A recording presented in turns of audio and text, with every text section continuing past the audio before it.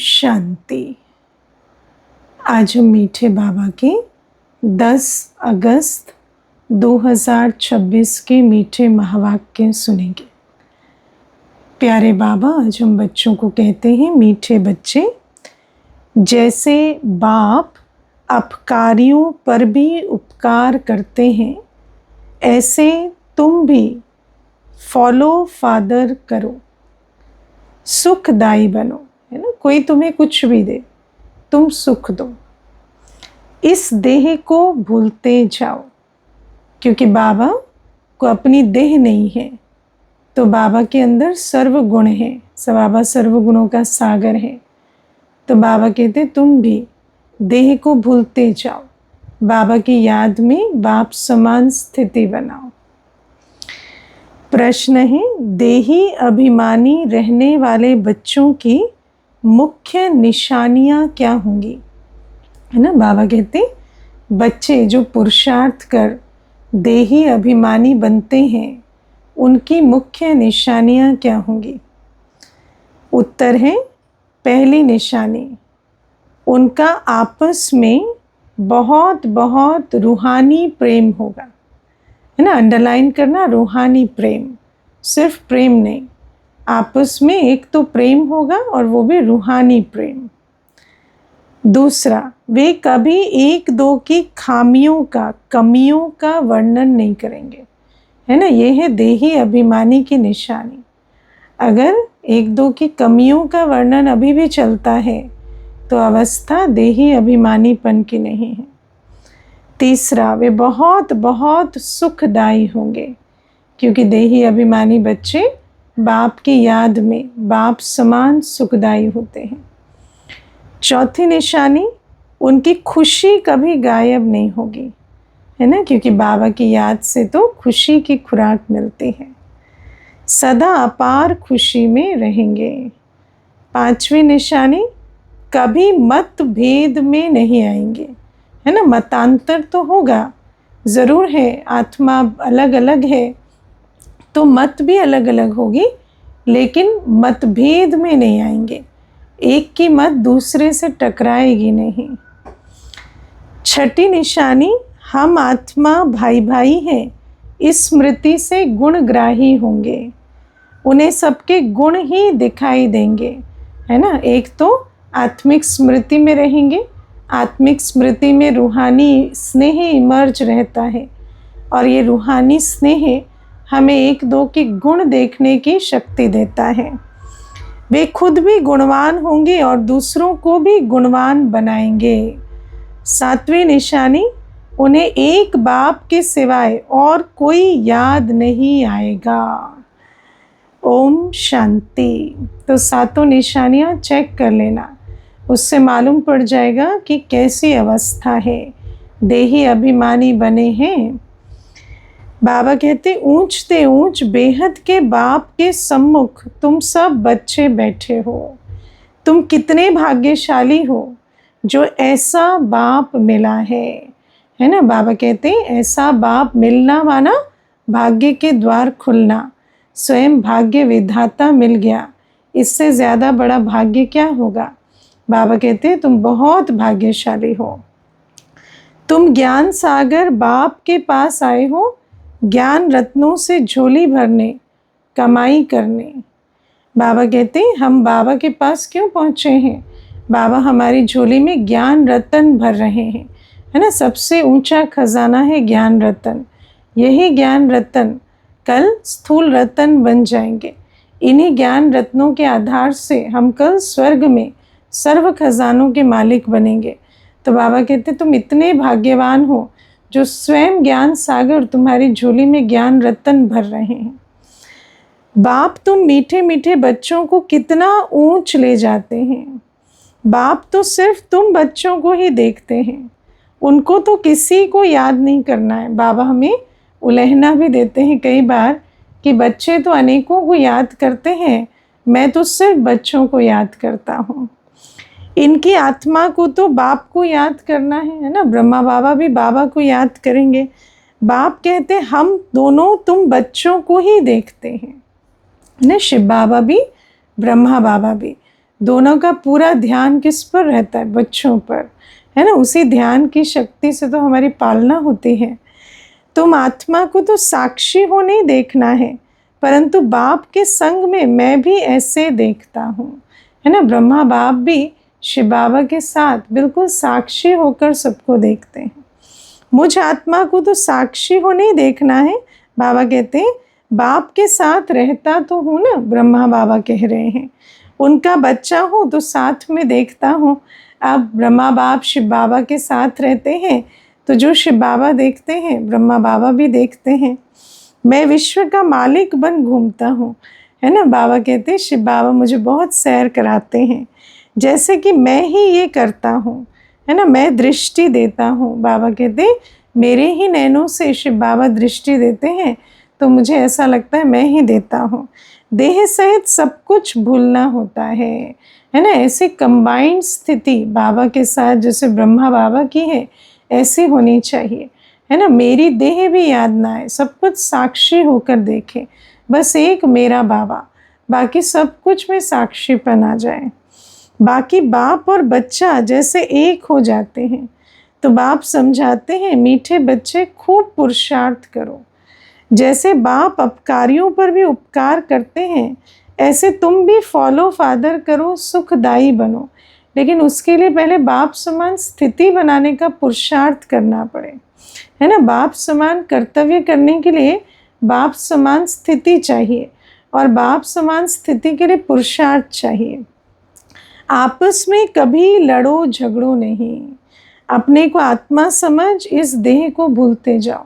बाबा कहते चक्कर और टक्कर दोनों से बुद्धि निकालते जाओ, है ना। देहधारी से लड़ते झगड़ते हैं तो ज़रूर है बुद्धि उनसे जुड़ी रहेगी। बाबा कहते सबको भूलते जाओ, ना कोई चक्कर ना कोई टक्कर, इस देह को भी भूलते जाओ। बाबा कहते सिवाय एक बाप के और कोई याद ना आए। जैसे ब्रह्मा बाप है ना, सदैव शिव बाबा के साथ साथ रहते हैं, एक बाबा के संग सहर कर्तव्य करते हैं और किसी की याद नहीं, ऐसे बाप समान स्थिति बनाओ। यह भी जैसे जीते जी मौत की अवस्था है ना। जैसे आत्मा शरीर से निकल जाती है तो शरीर में भी जैसे उसका लगाव नहीं रहता, बिल्कुल साक्षी होकर उस शरीर को भी देखेगी। ऐसे बाबा कहते जीते जी मौत की अवस्था हो जाए, बस मैं आत्मा और मेरा बाबा। इस दुनिया से जैसे मर गए, है ना। इस दुनिया में ये देह संबंध प्राप्तियां जो कुछ भी है उनसे बुद्धि बिल्कुल निकल जाए, ना चक्कर ना टक्कर। कहते भी हैं आप मोए मर गई दुनिया, यहाँ तुमको जीते जी मरना है। जीते जी मरना माना अपने को आत्मा समझना, शरीर का भान उड़ाते रहो, है ना। देह अभिमान से ही सारा हद का मैंपन मेरापन आता है। एकांत में बैठ अभ्यास करते रहो, है ना। इस अवस्था के लिए, जीते जी मरने की अवस्था के लिए अभ्यास चाहिए। एकांत में बैठ अभ्यास करो, सब बातों से बुद्धि निकाल, आत्म अभिमानी हो, बाबा की याद में बैठ वो अवस्था बनाओ। सवेरे एकांत में बैठ अपने साथ बातें करो, सबसे महत्वपूर्ण फाउंडेशन है अवस्था का, अमृत वेले का अभ्यास। बहुत उकीर उमंग से बाप को याद करो, है ना। बाबा को बहुत प्यार से, बहुत उमंग से याद करो। बाबा बस अभी हम आपकी गोद में आया कि आया, बस एक की याद में ही शरीर का अंत हो, इसको कहा जाता है एकांत, है ना। कितनी सुंदर बाबा ने आज एकांत की समझ दी है कि एक की ही याद में शरीर का अंत हो, ऐसी तपस्या करना। बाप को याद करते करते ये शरीर रूपी चमड़ी छूट जाएगी।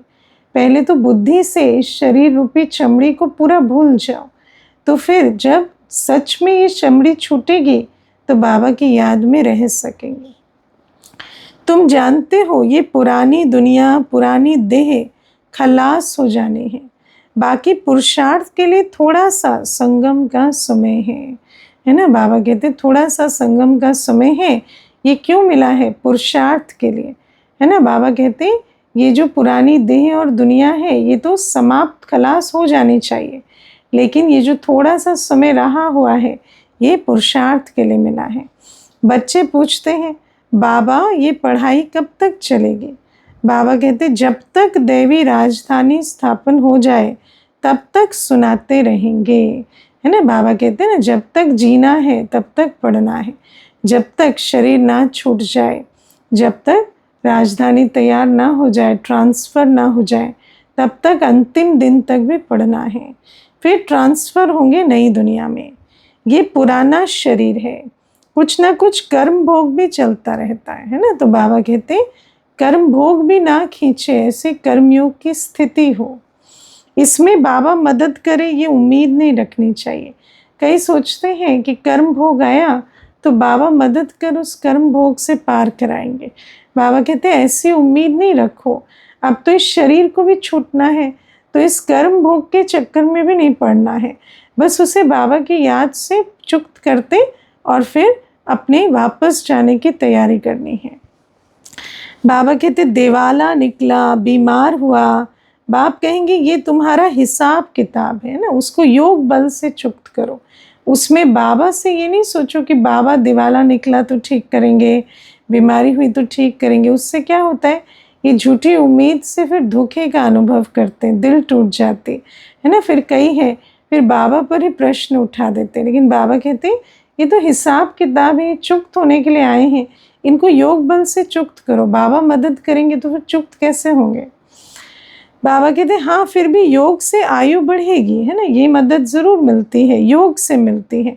बाबा कहते हैं मैं तो सिर्फ विधि बताता हूँ, मैं कोई डायरेक्ट और मदद नहीं करता। अपनी मेहनत करो, कृपा मांगो नहीं। बाबा कहते हैं मैंने तुम्हें समझ दे दी, ये करोगे तो ये मिलेगा, कृपा नहीं मांगो, मेहनत कर कर पाओ, कर कर मिलेगा। बाप को जितना याद करेंगे इसमें ही कल्याण है, जितना हो सके योग बल से काम लो, है ना। बाबा कहते हैं किससे काम लो, योग बल से। योग बल से हिसाब किताब चुक्त करो, बाप को याद करेंगे तो कल्याण हो ही जाएगा, चाहे कोई भी हिसाब किताब है वो चुक्त हो जाएगा। इसमें मदद या कृपा की उम्मीद नहीं रखो, योग बल से काम लो। भक्ति मार्ग में गाते हैं मुझे पलकों में छिपा लो, प्रिय चीज को नूरे रतन, प्राण प्यारा कहते हैं, है ना। बाबा कहते ऐसी ऐसी उपमा देते हैं, ये बाप तो बहुत प्रिय है परंतु है गुप्त। हाँ बाबा कहते मैं कोई स्थूल चीज़ नहीं हूँ उनके लिए लव ऐसा होना चाहिए जो बात मत पूछो। बाबा कहते ये जो पलकों में छुपा लो, प्राणों में बसा लो, ये उपमा भी बहुत छोटी है। बाबा कहते ऐसे बाप के लिए तो बहुत लव होना चाहिए। बच्चों को तो बाप अपनी पलकों में छिपाते ही हैं। बाबा कहते हैं बाबा की पलकें भी क्या है ना, बाबा के दिल में हम समाये हुए हैं। पलके को ये आंखें नहीं, ये तो बुद्धि की बात है ना। तो बाबा के दिल में, बुद्धि में हम बच्चे ही हैं, तो उसको ऐसे भी कह सकते हैं कि बाबा की पलकों में हम बसे हैं या बाबा ने पलकों में छिपाया है, क्योंकि बाबा को कोई स्थूल पलके तो है नहीं। मोस्ट बिलवेड निराकार बाप हमें पढ़ा रहे हैं, वो ज्ञान का सागर, सुख का सागर, प्यार का सागर है। ऐसे मोस्ट बिलवेड बाप के साथ कितना प्यार होना चाहिए। बच्चों की कितनी निष्काम सेवा करते हैं, है ना। बाबा कहते हैं बाबा हमें ज्ञान भी देते, सुख भी देते, प्यार भी देते, गति सदगति में ले जाते। ऐसे बाबा से, है ना, निष्काम सेवा करते, जो कुछ करते मेरे लिए करते, परमधाम से मेरे लिए आते। तो ऐसे बाबा के लिए दिल में कितना प्यार होना चाहिए, है उतना प्यार जितना होना चाहिए। हाँ विचार करना। तुम बच्चों को हीरे जैसा बनाते हैं, हीरा भी कोयले से बनता है ना। तो बाबा कहते तुम भी कोयले से हीरा बनते हो बाप की श्रीमत पर। कितना मीठा बाबा है, कितना निरहंकारी बन तुम बच्चों की सेवा करते हैं, है ना। कितने निरहंकारी पने से सेवा भी करते हैं, नमस्ते भी कहते हैं। तो तुम बच्चों को भी इतने प्यार से सेवा करनी चाहिए, है ना। बाबा ने उस दिन भी कहा ना, रुचि से, प्यार से सेवा करो। जब बाप हमारी इतनी प्यार से सेवा करते हैं तो हम बच्चों को भी बाप समान बनना है, श्रीमत पर चलना चाहिए ना। बाबा हमारे लिए आकर श्रेष्ठ बनने की मत देते हैं तो हम कम से कम चलकर तो अपना भाग्य बनाएं। कहाँ अपनी मत दिखाई तो तकदीर को लकीर लग जाएगी, है ना। बाप श्रीमत देते हैं जिससे हम श्री लक्ष्मी श्री नारायण बन सकते। और बाबा कहते उसमें भी अपनी मत चलाएं तो जैसे अपने ही भाग्य को लकीर लगाते हैं। तुम बच्चों का आपस में बहुत बहुत रूहानी प्रेम होना चाहिए। देखो बाबा कितनी अच्छी श्रीमत हमें देते हैं, हर चीज़ के लिए श्रीमत देते हैं। आपस में भी बाबा कहते बहुत बहुत रूहानी प्रेम रखो, ना लिपायमान हो ना किनारा करो। परंतु देहाभिमान में आने के कारण वो प्यार एक दो में नहीं रहता है। देहाभिमान क्या करता है, या तो ऐसा लिपायमान होंगे कि बात मत पूछो, या तो एकदम किनारा कर देंगे, शक्ल नहीं देखेंगे। बाबा कहते वो रूहानी प्रेम नहीं रह पाता, एक दो की खामियां ही निकालते रहते हैं, है ना। बाबा कहते जब तक देही अभिमानी ना बने तो एक दो की खामियां ही देखते हैं। जहाँ खामियां होती वहाँ प्रेम जो है वो मर्ज हो जाता है। फला ऐसा है, वो ये करता है। तुम जब देही अभिमानी थे तो किसकी खामियां नहीं निकालते थे, है ना, क्योंकि जो जैसा है वो वैसा देखता है। जब आत्मा अपनी आत्मिक स्थिति में स्थित होती है तो उसको गुण ही दिखाई देते हैं। आपस में बहुत प्यार था, अब फिर वही अवस्था धारण करनी। बाबा कहते सतयुग में भी देही अभिमानी थे तो प्यार था। बाबा कहते अब आप वही अवस्था लानी है। पहले तुम कितने मीठे थे, है ना, स्वर्ग में मीठे थे, फिर ऐसा मीठा सदा सुखदाई बनो। देह अभिमान में आने से दुखदाई बने हो, है ना, द्वापर से ही दुख देना शुरू हुआ तो तुम्हारी रूहानी खुशी गायब हो गई है ना। जो दुख देते हैं उनकी खुशी गायब हो जाती है। लाइफ भी छोटी हो गई है ना, जो दुख देते हैं। देखो बाबा कहते योग से आयु बढ़ती है और दुख देने से लाइफ भी छोटी हो गई है।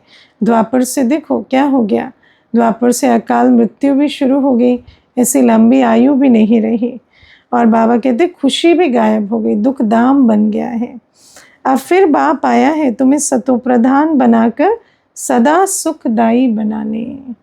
तुम जितना बाप को याद करेंगे, बाबा कहते हैं देखो जब सतोप्रधान थे तो सुखदाई थे, फिर तमोप्रधान बने तो दुखदाई बने।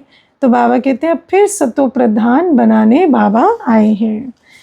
तुम जितना बाप को याद करते रहेंगे उतना खामियां निकलती जाएंगी, फिर अपनी खामियां निकलेंगी तो अन्यों की भी खामी नहीं देखेंगे। मतभेद निकलता जाएगा, जितना स्वयं श्रीमत पर चलेंगे तो आपस में भी मतभेद नहीं रहेगा। ये पक्का याद रहे हम भाई भाई हैं। वो भी कब होगा, जब अपने को आत्मा समझेंगे, क्योंकि भाई भाई तो आत्मा है। आत्मा भाई भाई को देखने से सदैव गुण ही दिखाई पड़ेंगे। सबको गुणवान बनाने की कोशिश करो। उसके लिए क्या करो, सब में गुण देखो, अवगुणों को छोड़ गुणों को धारण करो। कभी किसी की ग्लानि नहीं करो, है ना। बाबा कहते हैं कभी किसी की ग्लानि नहीं करो। गुण देखेंगे, गुण धारण करेंगे, तब जाकर उन्नति होगी। स्वयं में खामियां होगी, दूसरे की खामी देखेंगे तो एक तो स्वयं में खामी है, फिर दूसरे की खामी भी स्वयं में धारण करेंगे। और बाबा कहते कभी किसी की ग्लानि नहीं करो, है ना। ग्लानि करना देहाभिमान की निशानी होती। कोई में ऐसी खामियां हैं जो खुद भी समझ नहीं सकते हैं। वो तो अपने को बहुत अच्छा समझते हैं, परंतु खामी होने के कारण कहाँ ना कहाँ उल्टा बोल निकल पड़ता है ना। उल्टे कर्म हो जाते हैं, उल्टे बोल बोलते हैं, तो खामी जो है वो छिपी नहीं रहती, प्रत्यक्ष हो जाती। चलन से, बोल से, कोई कितना भी अपने को अच्छा समझे, लेकिन उसके चलन और बोल से उसकी अवस्था प्रत्यक्ष हो ही जाती है। सतो प्रधान अवस्था में ये बातें नहीं होती, क्योंकि वहाँ खामियां हैं नहीं, तो इसलिए वहाँ न संकल्प में, न बोल में, न कर्म में कुछ भी उल्टा नहीं होता। अपने आप को देखो, हम कितने मीठे बने हैं, है ना। देखो कितने मीठे बने हैं। श्री राम सीता जितने मीठे बने हैं, या श्री लक्ष्मी नारायण जितने मीठे बने हैं।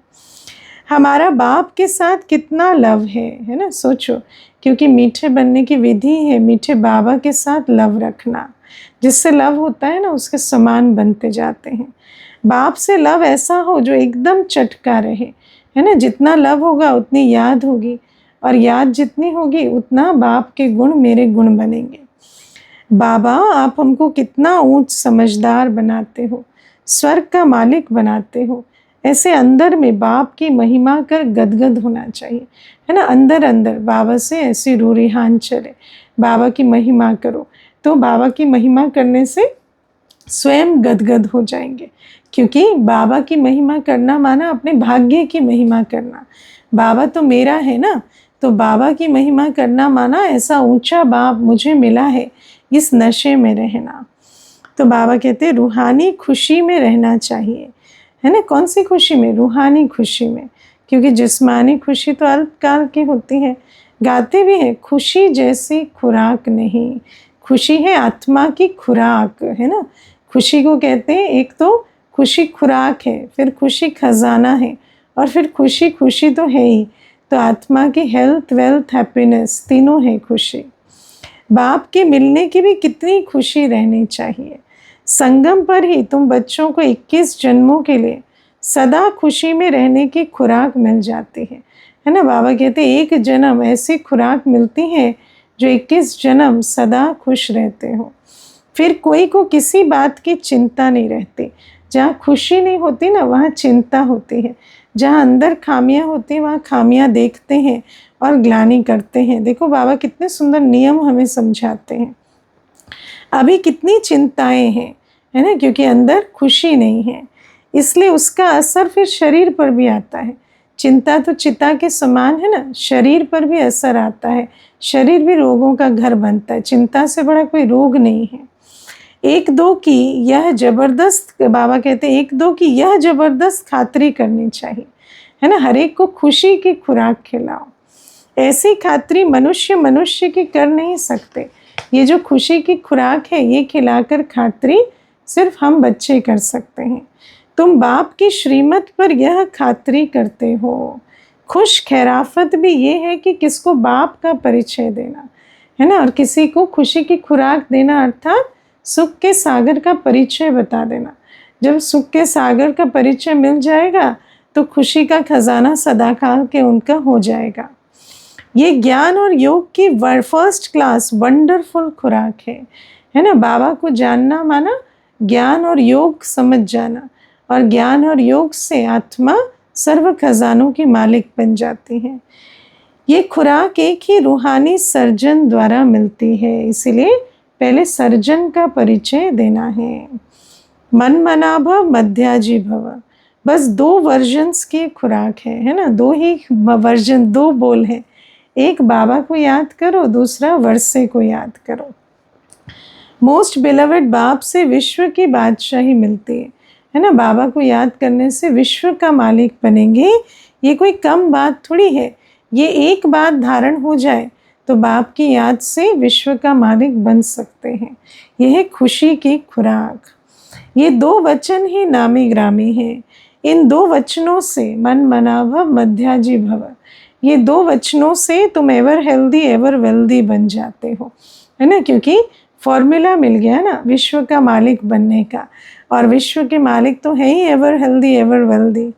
तो तुम बच्चों को इन बातों का सिमरण कर हर्षित रहना चाहिए, है ना। बाबा इतनी खुशी की बातें मुरली में सुनाते हैं, खुशी भी होती है। मुरली सुनते हुए देखते कितना चेहरा खिला रहता है। फिर बाबा कहते यही जो ज्ञान है, ये पॉइंट्स को मनन करना चाहिए, उगाड़ना चाहिए, तो कितनी खुशी रहेगी। बाबा कहते godly student life is the best. ये गायन भी अभी का है ना। कहते हैं ना student life is the best. बाबा कहते हैं गॉडली स्टूडेंट लाइफ के विषय में है, ये बेस्ट लाइफ है ना। ये बेस्ट क्यों है? क्योंकि एक तो बाबा हमें पढ़ा रहे हैं, खुशी की खुराक इस पढ़ाई से मिलती है ना। ये पढ़ाई है खुशी की खुराक, और फिर बाबा कहते हैं इससे 21 जन्मों का सुख मिलता है।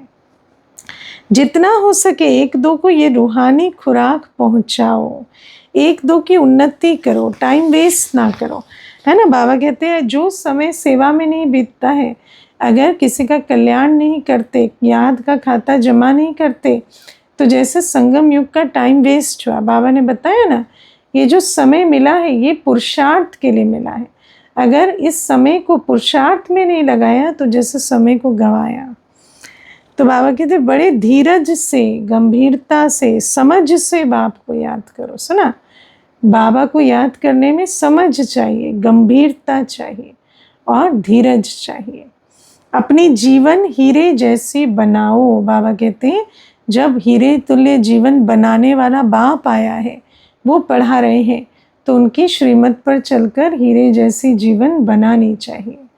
मीठे बच्चे, बाप की जो श्रीमत मिलती है उसमें गफलत नहीं करनी चाहिए, है ना। अपनी मत मिक्स नहीं करो उसमें। बाप का संदेश सभी को पहुंचाना है ना। बाबा कहते हैं, बाबा ने ये भी तो श्रीमत दी है ना कि सबको मेरा संदेश दो, तुम मैसेंजर हो। बाबा कहते गफलत नहीं करो। कई होते ना, आज कर लेंगे, कल कर लेंगे, हो तो रहा है, चल तो रहे। बाबा कहते ये भी नहीं, अपना जो बाबा ने श्रीमत दी उस पर पूरा चलना है।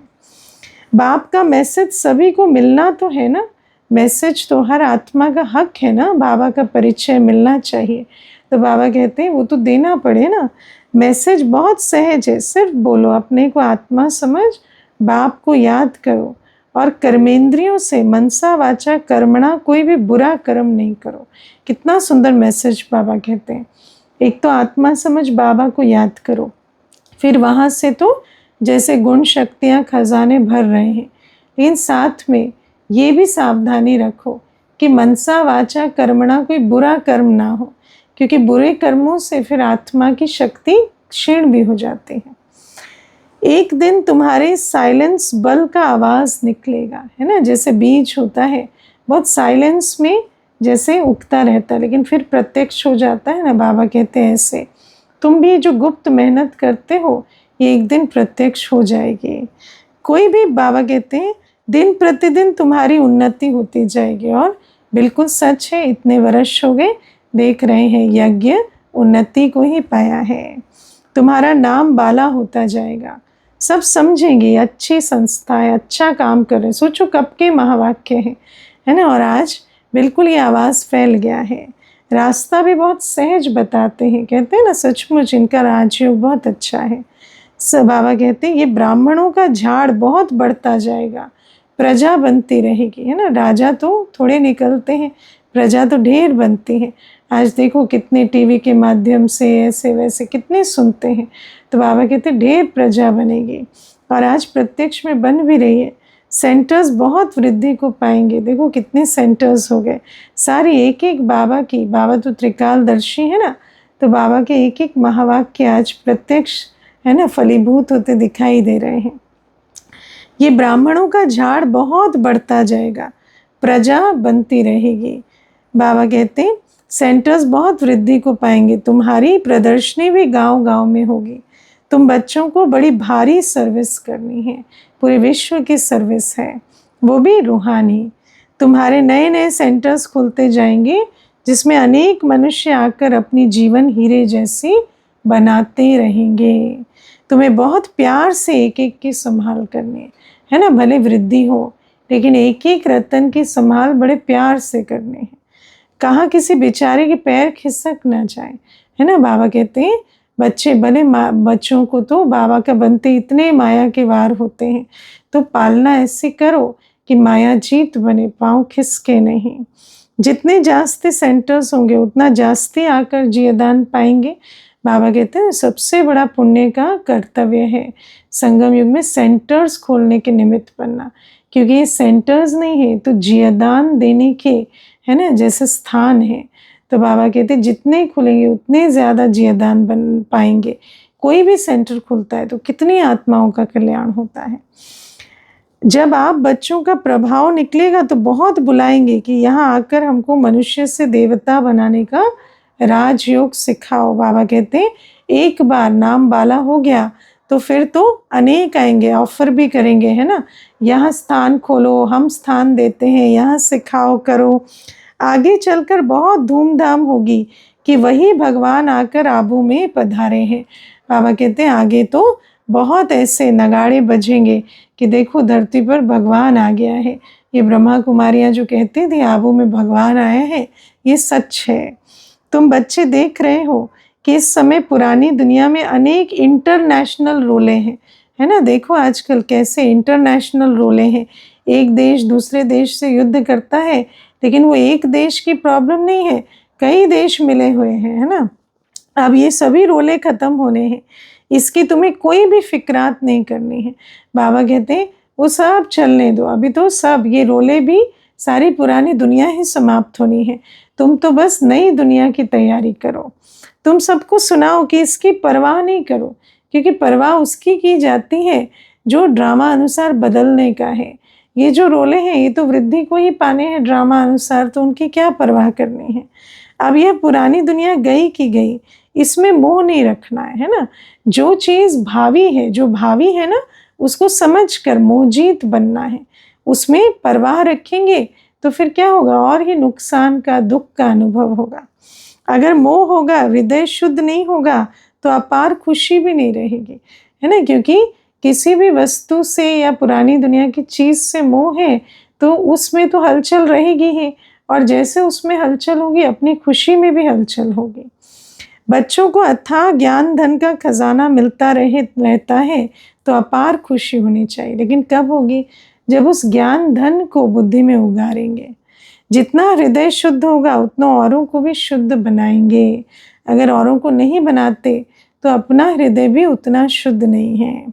योग की स्थिति से ही हृदय शुद्ध बनता है, सुना, योग की स्थिति से हृदय शुद्ध बनता है, उसी से ज्ञान रत्न धारण होते, रहमदिली इमर्ज होती है, उमंग आता है कि हम अनेकों का कल्याण करें।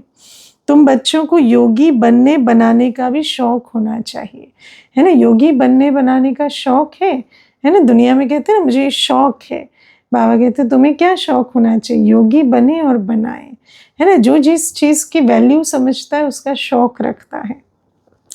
अगर देह में मोह है, देह अभिमान रहता है, तो समझो कि हमारी अवस्था बहुत कच्ची है ना। अपनी देह में भी मोह है, देह के इंद्रिय रसों में बहुत बुद्धि जाती है, देह की बीमारी में बहुत हृदय विदीर्ण होता है। बाबा कहते हैं हमारी अवस्था बहुत कच्ची है। देही अभिमानी बच्चे ही सच्चा डायमंड बनते हैं, है ना। जो देह को भी, जैसे घोड़े का मालिक घोड़े को घास खिलाता है, ऐसे देह को, है ना, जैसे ये संगम युग का हमारा यंत्र है, उस तरह से देखते हैं। बाबा कहते हैं वही सच्चा डायमंड बनते हैं। इसलिए जितना हो सके देही अभिमानी बनने का अभ्यास करो। अच्छा, आज मातेश्वरी जी के महावाक्य हैं, उनको पहले सुनेंगे। मातेश्वरी जी के अनमोल महावाक्य सार है, जीवन की आस पूर्ण होने का सुहावना समय, है ना। गीत तो सुनाइए ना, आखिर वो दिन आया आज। तो ये वो सुहावना समय जब सर्व मनोकामनाएं पूर्ण करने वाला बाबा आया है। हम सभी आत्माओं की बहुत समय से ये आस थी कि जीवन में सदा सुख शांति मिले। अब बहुत जन्मों की आशा कब तो पूर्ण होगी ना, है ना। इतने जन्म 63 जन्मों से सुख शांति ढूंढ रहे हैं, तो ज़रूर है कि वो आस पूरी होगी ना। अब ये है हमारा अंतिम जन्म, उस अंत के जन्म की भी अंत है ना। बाबा कहते अब नहीं पूरी होगी तो कब होगी, है ना। जैसे कोई बहुत समय की चीज़ होती है, अब अंत में तो आकर पूरी होगी। अगर आस है अभी भी पूरी नहीं हुई तो कभी नहीं होगी। ऐसा कोई नहीं समझे मैं तो अभी छोटा हूँ, छोटे बड़े को सुख तो चाहिए ना। बाबा कहते हर एक समझे हम वानप्रस्थी हैं, मैं आत्मा, मेरे अनेक जन्मों के अंत का भी अंत है, अंतिम जन्म के भी अंत में है। भले शरीर छोटा है पर ये ना समझे कि मैं छोटा बच्चा हूँ। अगर छोटा होता तो दुख क्यों भोगता। ज़रूर है, बहुत पिछला खाता है, पुरानी आत्मा है, इसीलिए तो दुख का अनुभव है ना। आजकल छोटे बच्चों को भी पूछो आपको दुख होता है तो हाँ जी कहते हैं, ना जी नहीं कहते हैं। परंतु दुख किस चीज़ से मिलता है उसका भी पहले ज्ञान चाहिए, है ना। क्योंकि जब तक ये नहीं पता दुख किससे मिलता है तो फिर निवारण कैसे करेंगे, कारण तो मालूम होना चाहिए ना। अब तुमको नॉलेज मिली है कि इन 5 विकारों में फंसने के कारण ये जो कर्म बंधन बना हुआ है, 5 विकारों में फंसकर जो कर्म हमने किए हैं उस कर्मों का फल हमें मिल रहा है, वो कर्म बंधन बन गया है। उनको परमात्मा की याद अग्नि से भस्म करना है। अब हमें जब वो कर्म बंधन सामने आता है तो उसको योग बल से चुकतो करना है।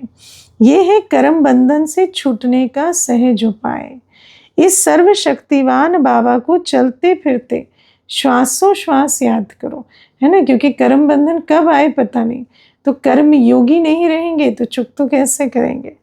अब यह उपाय बताने की सहायता खुद परमात्मा आकर करता है। बाबा कौन से सहायता करते, सर्व का सहायक है ना, तो कौन से सहायता करते, ये कर्म बंधन चुक्त करने का उपाय बताने की सहायता।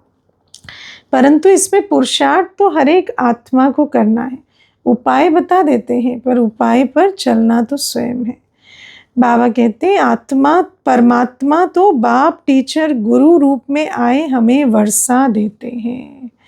बाबा कहते हैं तो पहले उस बाप का हो जाना है। बाबा कहते हैं बाप टीचर सतगुरु मुझे सब कुछ देने आया है, तो बाबा कहते हैं सबसे पहले तो उस दाता का बन जाओ। बन जाओ माना उस पर बलिहार जाओ और अपनी मत नहीं चलाओ, अपना तन मन धन बुद्धि सब समर्पण जाओ।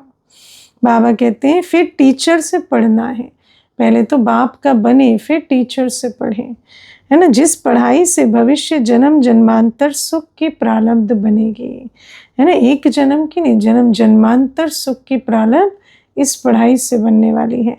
अर्थात जीवन मुक्ति पद में पुरुषार्थ अनुसार मर्तबा मिलता है। जीवन मुक्ति तो स्वर्ग पूरा है, लेकिन बाबा कहते जो जितना करेगा उतना ऊंच पद पाएगा। और गुरु रूप से पवित्र बनाए मुक्ति देते हैं, है ना। गुरु को कहते हैं ना घर ले जाने वाले, गति सदगति दाता। बाबा कहते हैं पावन बनने बिगड़ जा नहीं सकते, तो बाबा ही आकर गुरु सतगुरु मंत्र देते हैं मन मना भव का, और उससे हम पावन बन वापस जाते हैं। तो इस राज को समझ कि बाप टीचर सतगुरु आए हैं, ऐसा पुरुषार्थ करना है। बाबा का बनना पढ़ना और पावन बनना, ये पुरुषार्थ है। यही टाइम है पुराना खाता खत्म कर नई जीवन बनाने का, है ना। बाबा कहते हैं यही वो अनमोल घड़ियां हैं, सुहावना समय है जब पुराना खाता समाप्त कर नई जीवन बना सकते हैं। नए का जमा करने का भी समय अभी है, पुराना भस्म करने का भी समय अभी है। इसी समय जितना पुरुषार्थ कर अपनी आत्मा को पवित्र बनाएंगे उतना ही शुद्ध रिकॉर्ड भरेगा, फिर सारा कल्प चलेगा, है ना। जो अभी भरेंगे वही कल्प भर चलेगा। आगे कोई कमाई करने का और समय नहीं होगा। जो अभी जैसे एग्जाम में लिखते हैं फिर टाइम अप हो गया तो जितना लिखा उसके ही मार्क्स मिलेंगे ना, ऐसे अभी जितना किया फिर संगम का समय पूरा हुआ तो जाके प्रारब्ध मिलेगी, फिर और कमाई नहीं कर सकेंगे। तो सारे कल्प का मदार इस समय की कमाई पर है ना। सारा कल्प प्रारब्ध है। देखो इस समय ही तुम्हें आदि मध्य अंत का ज्ञान मिलता है। हमको सो देवता बनना है और अपनी चढ़ती कला है, फिर वहाँ जाके प्रारब्ध भोगेंगे, है ना। ज्ञान भी अभी है, चढ़ती कला का समय भी अभी है, बाकी तो आगे सिर्फ प्रारब्ध भोगने का समय है। जो करना है वो अभी करना है। वहाँ देवताओं को बाद का पता नहीं पड़ता कि हम गिरेंगे। अगर ये पता होता कि सुख भोगना फिर गिरना है तो गिरने की चिंता में सुख भी भोग नहीं सकेंगे, है ना। तो देवताएं त्रिकालदर्शी बने तो उनको तो चिंता ही पड़ जाए। बाबा कहते हैं कि तो ये ईश्वरीय कायदा रचा हुआ है कि मनुष्य सदा चढ़ने का पुरुषार्थ करता है, अर्थात सुख के लिए कमाई करता है, परंतु ड्रामा में आधा आधा पार्ट बना पड़ा है। बाबा कहते हैं ड्रामा में नूंद ही ऐसी है कि आधा सुख और आधा दुख होता है, सदैव सुख हो न सके, है ना। जैसे सृष्टि में मौसम भी बदलते हैं, दिन और रात भी बदलते हैं, ऐसे ही ड्रामा आधे सुख और आधे दुख का बना है। जिस राज को हम जानते हैं, परंतु जिस समय सुख की बारी है तो पुरुषार्थ कर सुख लेना है ना। दुख के समय दुख भोगा, अब सुख के समय सुख भी तो लेना, उसके लिए भी पुरुषार्थ करो। ये है पुरुषार्थ की खूबी, है ना, कि पुरुषार्थ कर कर हम सुखधाम में जाते हैं। एक्टर का काम है एक्ट करने समय संपूर्ण खूबी से पार्ट बजाना। अब तो हमें स्क्रिप्ट का पता चल गया ना कि अभी कौन सी एक्ट है, अभी बाबा से वर्षा लेने की एक्ट है, तो अभी वो पार्ट बखूबी बजाना है। जो देखने वाले हियर वाह वाह करें, जिस समय जो पार्ट है वो श्रेष्ठ बजाए तो देखने वाले भी वाह वाह करते हैं। इसलिए हीरो हीरोइन का पार्ट देवताओं को मिला है। जिन्हों का यादगार चित्र गाया और पूजा जाता है। बाबा कहते हैं क्यों देवताओं का चित्र गाया और पूजा जाता है, क्योंकि बाबा कहते हैं ये जो देवताएं हैं इन्होंने हीरो हीरोइन का पार्ट बजाया। संगम में सुखधाम की स्थापना भी बाबा के साथ राइट हैंड बनकर की और फिर सुख में भी राज्य किया। निर्विकारी हर कल्प के हर युग में, है ना, सबसे ऊंच पाठ किसने बजाया? वही जो देवता थे उन्होंने बजाया। इसलिए बाबा कहते हैं इनके चित्रों को आज भी यादगार रूप में पूजते हैं। निर्विकारी प्रवृत्ति में रहे कमल फूल समान अवस्था बनाना, यही देवताओं की खूबी है। इसलिए आज भी उनको कमल पुष्प में बिठाते है ना। अब देवताएं कोई कीचड़ में थोड़ी है जो कमल पर बिठाते हैं, लेकिन कमल पर क्यों बिठाते हैं? क्योंकि कलयुग में पवित्र रहने का पुरुषार्थ कर देवता बने हैं। तो बाबा कहते हैं इस खूबी को भूलने से ही भारत की ऐसी दुर्दशा हुई है ना। ये जो पवित्र रहने की खूबी है, अब फिर से ऐसी जीवन बनाने वाला खुद परमात्मा आया हुआ है। अब उनका हाथ पकड़ने से जीवन नैया पार होगी। अच्छा, मीठे मीठे सिक्की लधे बच्चों प्रति माता पिता बाप दादा का याद प्यार और गुड मॉर्निंग। रूहानी बाप की रूहानी बच्चों को नमस्ते। हम रूहानी बच्चों की मीठे मीठे सिक्की लधे माता पिता बाप दादा को याद प्यार गुड मॉर्निंग और नमस्ते। ओम शांति। धारणा के लिए मुख्य सार है, बाप समान निरहंकारी बन, बहुत प्यार से सबकी सेवा करनी है, श्रीमत पर चलना है, अपनी मत पर चलकर तकदीर को लकीर नहीं लगानी है। संगम पर बाप द्वारा जो खुशी की खुराक मिली है वही खुराक खाते और खिलाते रहना है। अपना टाइम वेस्ट नहीं करना है। बड़े धीरज से, गंभीरता से, समझ से बाप को याद कर अपनी जीवन हीरे जैसे बनाने हैं। वरदान है, आसक्ति को अनासक्ति में परिवर्तन करने वाले शक्ति स्वरूप भव। बाबा कहते शक्ति स्वरूप बनने के लिए आसक्ति को अनासक्ति में बदल दो, है ना। अपनी देह में, संबंधों में, कोई भी पदार्थ में यदि कहाँ भी आसक्ति है ना, तो माया भी आ सकती है। जहाँ लगाव है वो माया का द्वार है और शक्ति स्वरूप नहीं बन सकते। अगर आसक्ति है तो वो माया का द्वार भी बनती, माया आ सकती है और फिर शक्ति स्वरूप भी नहीं बन पाते। इसलिए पहले अनासक्त बनो, तब माया के विघ्नों का सामना कर सकेंगे। विघ्नों के आने पर चिल्लाने व घबराने के बजाय शक्ति रूप धारण कर लो तो विघ्न विनाशक बन जाएंगे।